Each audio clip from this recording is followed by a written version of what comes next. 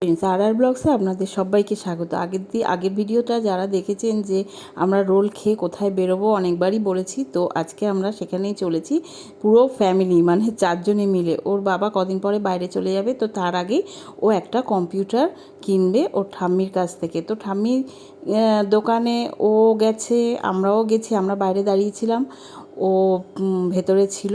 তা ও জানে না আমি কম্পিউটার টেবিলটা আমি আর ওর বাবা কিনে নিয়ে বাড়িতে রেখে দিয়ে তারপরে আমরা আবার দোকানে গেছি। তো প্রসেসিং চলছিল, তো আমরা জানতাম না যে অতটা দেরি হবে।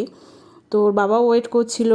ফাইনালি সব কিছু হওয়ার পরে আমরা নিয়ে ওটাকে বাড়িতে এসেছি। ও ওটা ওপেন করেছে, ওপেন করে দেখছে, তো খুব খুশিও।